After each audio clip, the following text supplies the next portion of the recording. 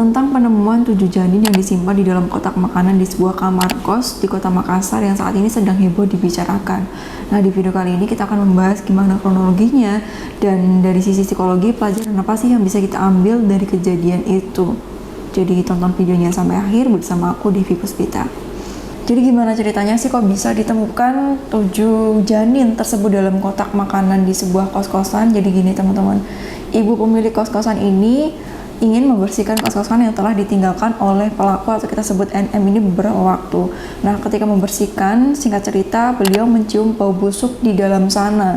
Terus kemudian setelah diteliti ternyata ada kotak yang mungkin ini belum tahu kalau isinya itu ternyata janin.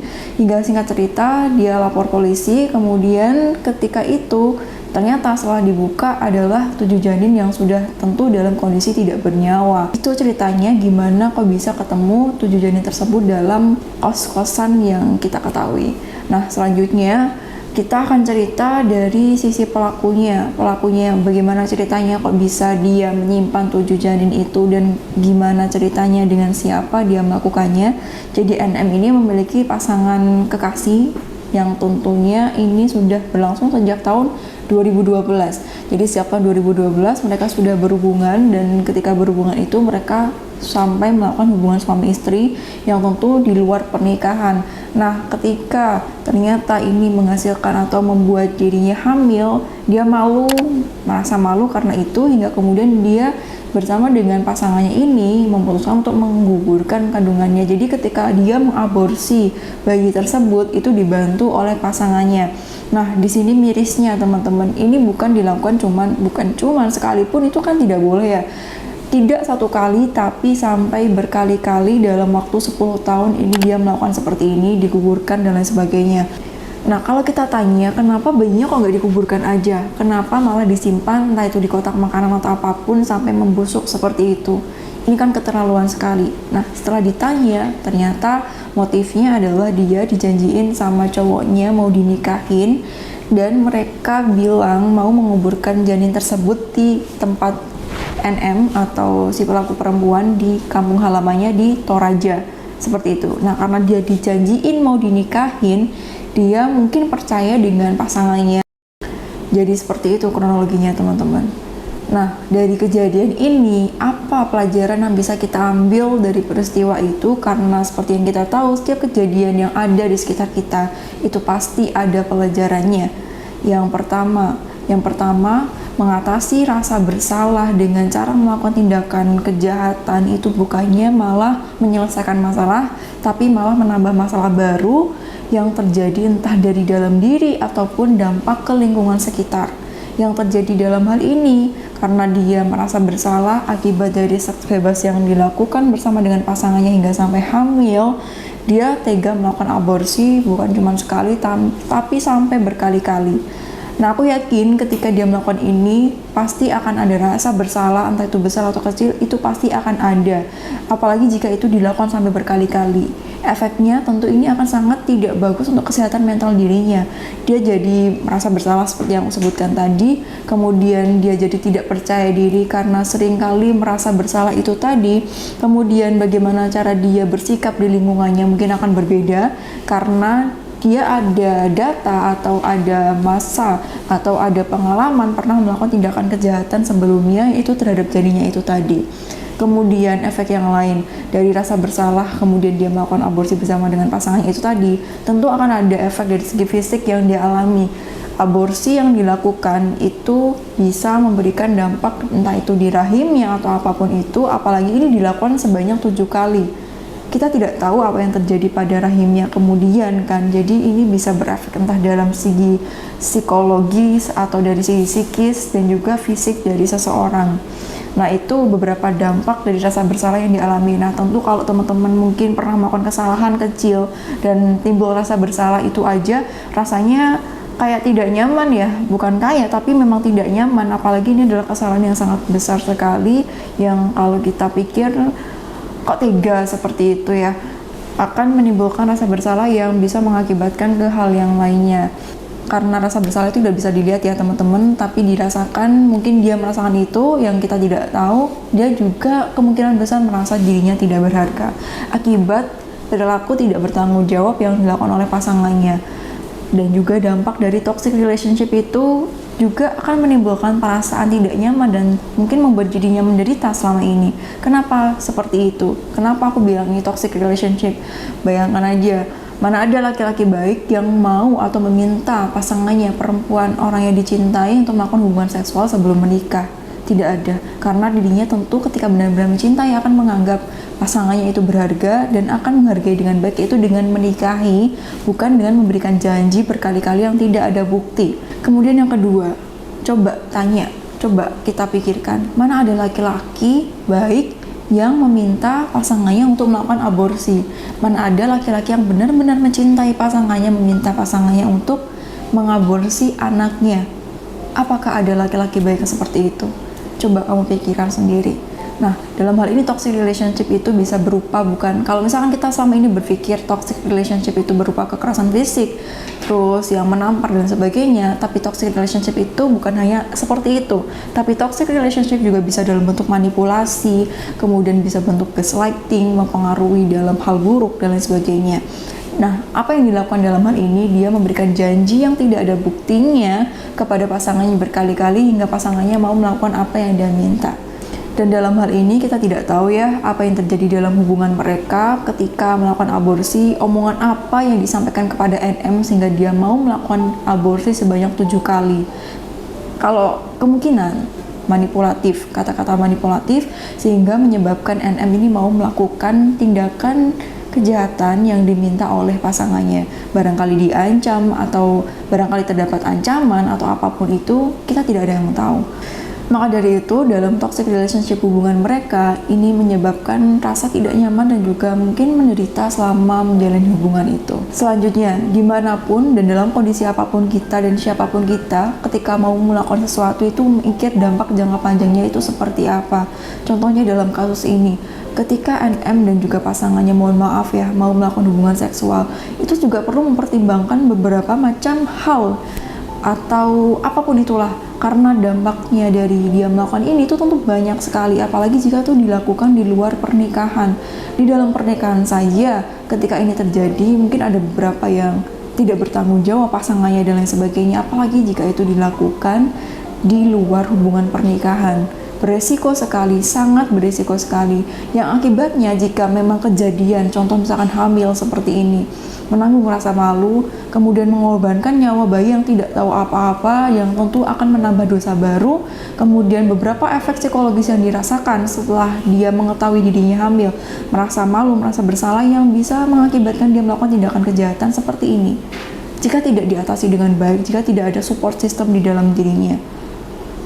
Dan efeknya lagi, jika ini terus-menerus dirasakan, bisa menyebabkan stres dan juga depresi, tertekan setiap hari karena merasa bersalah, karena merasa diri tidak berharga, dan lain sebagainya, yang itu bisa berakibat ke fisik juga. Karena seperti yang sering aku sampaikan ya teman-teman, perasaan kita, efek yang emosi kita, terus kemudian stres dan sebagainya, jika itu terus-terusan terjadi dan tidak diatasi, bisa menimbulkan perilaku yang tidak sehat terhadap diri sendiri, ataupun terhadap lingkungan sekitar. Belum lagi tekanan diri, merasa malu sama lingkungan, belum lagi tekanan dari diri gimana ya kata orang kalau misalkan dirinya hamil dan sebagainya, belum lagi tekanan dari orang tua, dari saudara yang mungkin akan membuat dirinya malu, yang itu tentu bisa mendorong seseorang untuk melakukan tindakan yang kalau kita pikir ini tidak manusiawi, sebagaimana di kasus yang terjadi pada case ini. Selanjutnya, ini aku ulangi lagi, jangan mudah percaya dengan kata-kata tanpa pembuktian. Yang kadangkala ada tanda tangan di atas materai, kemudian surat pernyataan atau apapun itu, masih ada pelanggaran dan juga masih ada yang tidak menepati janji. Apalagi jika itu dalam bentuk perkataan atau sesuatu yang bisa berubah kapan aja. Contoh, tadi pagi seseorang bisa bilang kamu yang berharga, kamu yang segalanya dan sebagainya. Tapi keesokan harinya ketika dia mungkin menemukan orang lain atau apapun, dia bisa berubah begitu saja. Banyak sekali tweet di Twitter, kalau mungkin kamu punya Twitter ataupun kasus-kasus yang lain, korban-korban ini termakan janji oleh entah itu laki-laki ataupun yang lainnya, akhirnya mau melakukan segalanya karena dia merasa janji itu akan ditepati, ternyata malah ditinggalkan, ternyata malah di ghosting. Ya kalau misalkan yang ditinggalkan itu tidak memberikan efek apapun, ya kalau memberikan efek tertentu misalkan rasa trauma, luka, dan sebagainya yang kita tahu sendiri, itu butuh waktu untuk menyembuhkannya. Apalagi jika itu terjadi pada perempuan seperti ini sampai hamil dan sebagainya, kemudian ditinggal oleh laki-laki yang tidak bertanggung jawab terhadap dirinya. Dan sekali lagi untuk kamu perempuan berharga di luar sana, laki-laki yang serius kepada kamu, laki-laki yang benar-benar mencintai kamu itu akan menikahi bukan dengan mengumbar janji A, I, U, E, O dan lain sebagainya. Kalau dia memang serius, kalau dia memang yakin kamu adalah the only one, kamu adalah pilihan dirinya, kamu adalah perempuan yang akan dibersamanya, itu dia akan menikahimu bukan dengan mengumbar janji dan atau bahkan meminta untuk melakukan hubungan seksual sebelum pernikahan. Mohon maaf aku bilang seperti ini karena memang faktanya seperti itu, atau meminta hubungan seksual sebelum pernikahan dengan janji akan menikahi setelahnya. Ada sih, tapi ini tidak boleh karena menambah dosa. Dan juga tidak boleh, memang tidak boleh, tidak ada toleransi atau tidak ada ketentuan yang melonggarkan peraturan ini. Pokoknya kalau laki-laki yang serius sama kamu itu dia menikahi bukan dengan mengumbar janji gitu. Dan kamu jangan mudah percaya, sekali lagi kita sesama perempuan saling mengingatkan, jangan mudah percaya dengan rayuan apapun, dengan ancaman atau bahkan dengan rayuan misalkan kalau misalkan kamu benar-benar mencintai aku, seharusnya kamu mau dong, ini adalah bukti cinta kita. Kalau kamu memang benar-benar cinta, seharusnya kamu percaya dengan janji yang aku sampaikan. No, sekali lagi jangan. Karena banyak sekali korban di luar sana yang bermula atau diawali dengan janji-janji seperti ini, tapi berakhir dengan di ghosting atau ditinggalkan, dengan rasa bersalah, dengan rasa ketakutan, dan rasa-rasa yang tidak nyaman lainnya. Jadi please, jangan mudah percaya ya. Ini sekali lagi, ini aku ulang-ulang kali, ini aku tekankan karena kamu berharga. Selanjutnya, ini sangat penting dan sering kali aku sampaikan, yaitu terima diri kamu dan penuhi cinta dari dalam diri karena kamu berharga. Karena kayak gini teman-teman, jika seseorang merasa dirinya berharga, dia akan memberikan yang terbaik buat dirinya, dan yang berbau-bau toksik itu akan ke-filter dari dirinya dan dia akan tegas, kalau ini nggak baik buat aku, oke, skip, akan aku tinggalkan, ini nggak boleh. Seperti itu. Ibaratnya gini, kamu punya sesuatu yang sangat berharga buat kamu punya binatang peliharaan yang sangat kamu cintai, kamu hanya akan memberikan yang terbaik buat dirinya kan, makanan yang berkualitas, kemudian tempat yang baik dan lain sebagainya. Apalagi itu diri kamu, jadi kamu harus memberikan yang sama, melakukan hal yang sama. Penuhi cinta dari dalam diri agar kamu tidak bergantung ke orang lain untuk memenuhi cinta dalam diri kamu, sehingga akhirnya kamu mau melakukan apa saja agar cinta kamu terpenuhi oleh dirinya. Ini kayak jebakan ya teman-teman, karena kita merasa diri kita kosong, kemudian kita mencari cinta dari orang lain, kemudian ketika mendapatkannya kita nggak bisa bedain itu benar atau salah. Yang kita tahu itu adalah cinta, kemudian kita terima, jadi tergantung kepada dirinya, kemudian kita merasa seperti ini. Kalau aku tidak mengikuti apapun yang dia mau, kalau aku tidak membuat dia bahagia, jangan-jangan dia akan ninggalin aku. Hingga akhirnya apa? Ketika dia meminta kamu melakukan apapun, kamu mau melakukannya sekalipun itu hal yang buruk. Seperti yang aku sampaikan di keterangan sebelumnya. Ketika seseorang itu merasa dirinya kosong, ketika seseorang itu merasa dirinya tidak dicintai, dan menemukan orang yang salah, yang menurut dia itu menerimanya, mencintainya apa adanya, padahal itu tipuan atau tipu muslihat belaka, dia bisa percaya dengan itu. Makanya awali dari memenuhi cinta dalam diri sendiri. Percayalah bahwa diri kamu berharga dengan beberapa cara yang sudah aku sampaikan di video sebelumnya. Dengan itu kamu akan memberikan yang terbaik buat diri kamu dan akan mengambil keputusan-keputusan baik dari beberapa pilihan yang dihadapkan dalam hidup kamu.